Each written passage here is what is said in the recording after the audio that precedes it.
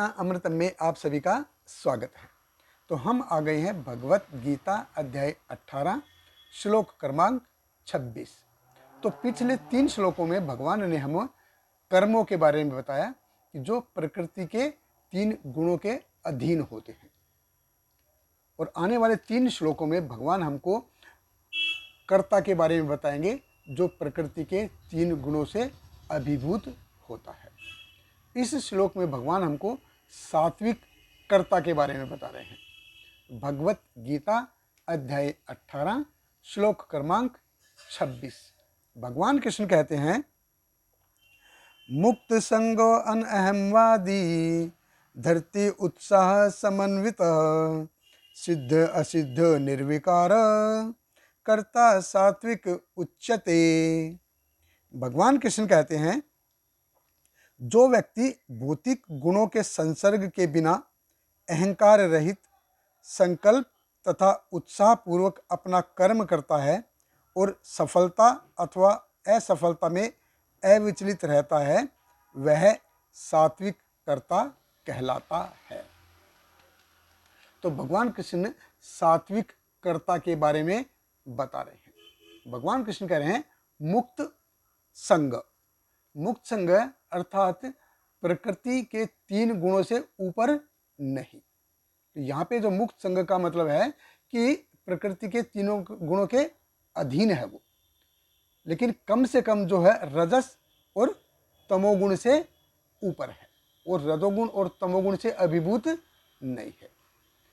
तो ये रजोगुण और तमोगुण ये असल में करते क्या हैं? ये जीव को भौतिक प्रकृति में नीचे धसाते हैं, अपनी तरफ ये फंसाते हैं। ये जीव को भव सागर को पार करने ही नहीं देते। तो भव सागर को जो पार करने का एकमात्र जो प्लेटफॉर्म है वो है सत्वगुण। तो सत्वगुण अर्थात ये रनवे है जहाँ से हवाई जहाज टेक ऑफ करता है, उड़ान भरता है। तो जब तक रनवे नहीं होगा, हवाई जहाज उड़ेगा कैसे? उड़ेगा ही नहीं। अभी आप सोच सकते हैं कि मैं तो हेलीकॉप्टर से काम चला लूँगा, लेकिन हेलीकॉप्टर की जो स्पीड है वो प्लेन से फास्ट नहीं है, उससे कम रहते हैं। और आप फिर बोलेंगे मैं तो जेट फाइटर उड़ा लूँगा। तो जेट फाइटर क्या है?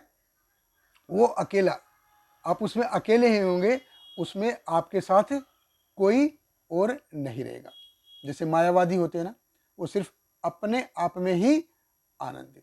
तो जब जेट फाइटर क्रैश होता है तो पायलट ही उसमें मरता है, लेकिन कमर्शियल फ्लाइट जब क्रैश होती है तो वो ज़्यादा सीरियस मानी जाती है, क्योंकि इसमें बहुत सारे लोग होते हैं। तो कलेक्टिव यूनिटी अर्थात भक्तों का संग।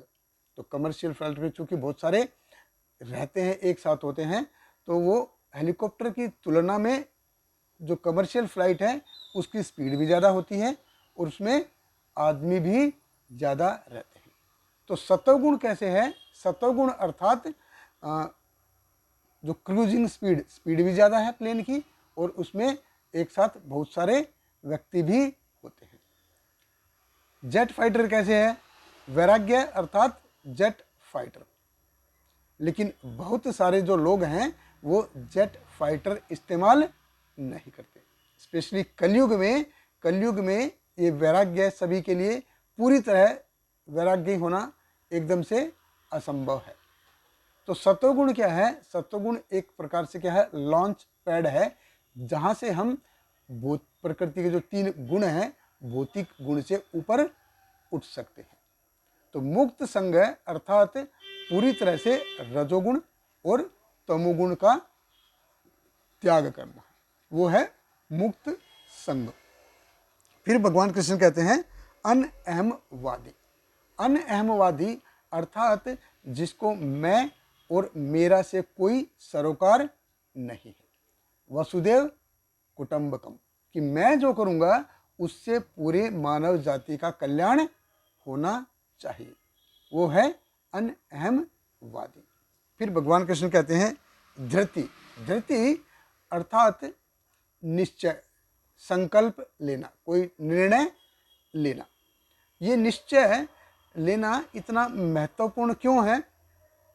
क्योंकि एक बार बैठ गए तो बैठ गए। धरती अर्थात धारण करना। एक बार डिसीजन ले लिया तो ले लिया, निर्णय ले लिया तो फिर पूरी जिंदगी उसी के ऊपर चलना है। तो धरती का अर्थ होता है निर्णय लेना, संकल्प लेना।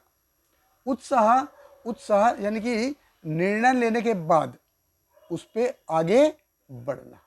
तो सलमान खान का एक डायलॉग है ना, एक बार कमिटमेंट कर लिया तो फिर मैं अपनी खुद की भी नहीं सुनता। यानी कि एक बार निर्णय ले लिया तो ले लिया। जब हम किसी चीज़ का निर्णय लेंगे तो उसके रास्ते में अड़चने आएंगी ही आएंगी, रोड़े आएंगे ही आएंगे। जैसे नदी होती है, तो नदी होती है तो उसके रास्ते में बहुत सारी चट्टाने, पत्थर वगैरह आते हैं। तो नदी क्या है, वो अपना रास्ता खुद बना लेती है।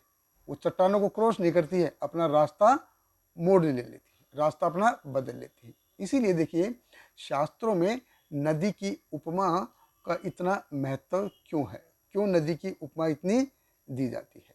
क्योंकि उसमें रास्ते में उसके अड़चने आती हैं, चट्टानें आती हैं, लेकिन नदी अपना रास्ता बदल लेती है, चट्टान वहीं पे रह जाती है और नदी जाके समुद्र में मिल जाती है। इसी प्रकार जब भी हम कोई कार्य करते हैं तो उसमें रोड़े, अड़चने आएंगे ही आएंगे।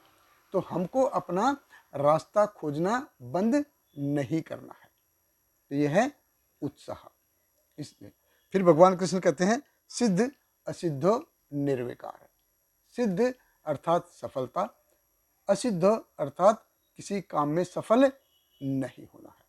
जब हम कुछ भी हम काम करते हैं तो कुछ उसमें सफल होते हैं और कुछ सफल नहीं होते, वो असफल रह जाते हैं।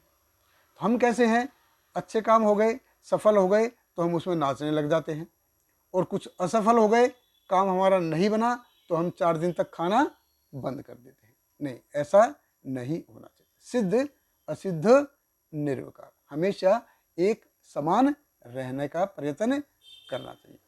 तो हम कुछ भी कार्य करेंगे ना, उसमें कुछ ना कुछ तो नेगेटिविटी आएगी ही आएगी, नकारात्मकता उसमें होगी ही होगी। इसीलिए सिद्ध असिद्ध निर्विकार। हो गया वेरी गुड, नहीं हुआ तो भी वेरी गुड। तो जो ऐसी चेतना से कार्य करता है, इस प्रकार की चेतना से कार्य करता है, वो सात्विक कर्ता कहलाता है। और सात्विक कर्ता अर्थात वो अपनी चेतना को ऊपर उठाने का प्रयास कर रहा है। बहुत बहुत धन्यवाद। हरे कृष्ण। श्रील प्रभुपाद की जय। हरे कृष्णा कृष्ण कृष्ण हरे हरे, हरे रामा राम राम हरे हरे।